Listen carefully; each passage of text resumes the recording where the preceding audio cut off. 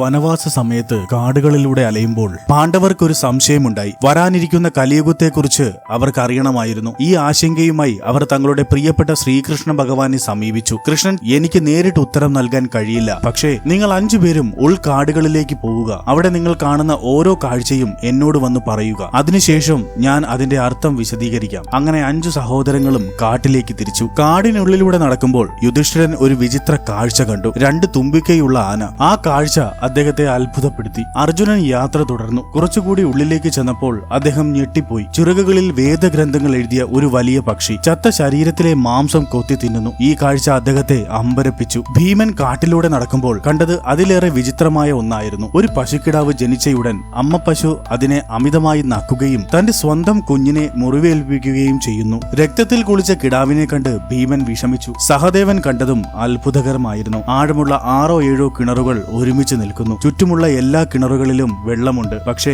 നടുവിലുള്ള കിണർ പൂർണ്ണമായും വരണ്ടുണങ്ങിയിരിക്കുന്നു. നകുലൻ കണ്ട കാഴ്ച ഇവയിൽ ഏതിനേക്കാളും ദുരൂഹമായിരുന്നു. ഒരു വലിയ പാറ മലമുകളിൽ നിന്ന് താഴേക്ക് ഉരുണ്ടുവരുന്നു. വഴിയിലെ കൂറ്റൻ മരങ്ങളെയും കല്ലുകളെയും തകർത്ത് അത് മുന്നോട്ട് കുതിച്ചു. എന്നാൽ അവസാനം ഒരു ചെറിയ ചെടിയിൽ തട്ടിയപ്പോൾ ആ ഭീമാകാരമായ പാറ നിശ്ചലമായി. നകുലന് താൻ കണ്ടതിനെ വിശ്വസിക്കാനായില്ല. വൈകുന്നേരം 5 സഹോദരങ്ങളും ശ്രീകൃഷ്ണന്റെ അടുത്തെത്തി. തങ്ങൾ കണ്ട കാഴ്ചകൾ വിവരിച്ചു. ഭഗവാൻ ശ്രീകൃഷ്ണൻ ശാന്തനായി എല്ലാം കേട്ടു. എന്നിട്ട് ഓരോന്നിനും വ്യാഖ്യാനങ്ങൾ നൽകി. യുധിഷ്ഠിര, നീ കണ്ട 2 തുമ്പിക്കൈയുള്ള ആന കലിയുഗത്തിലെ ഉന്നതിയിലിരിക്കുന്നവരെയും സാധാരണക്കാരെയും സൂചിപ്പിക്കുന്നു. അവർ ഇരുവശത്തു നിന്നും ആളുകളെ ചൂഷണം ചെയ്യും. അവർ പറയുന്നതൊന്ന്, പ്രവർത്തിക്കുന്നത് മറ്റൊന്ന്. മനസ്സിൽ ഒന്ന് വെച്ച് പ്രവൃത്തിയിൽ മറ്റൊന്ന് കാണിക്കുന്നവരായിരിക്കും അധികവും. ഈ കഥയുടെ ബാക്കി ഭാഗം ഞാൻ വൈകുന്നേരം അപ്ലോഡ് ചെയ്യുന്നതാണ്. ഓം നമോ ഭഗവതേ വാസുദേവായ.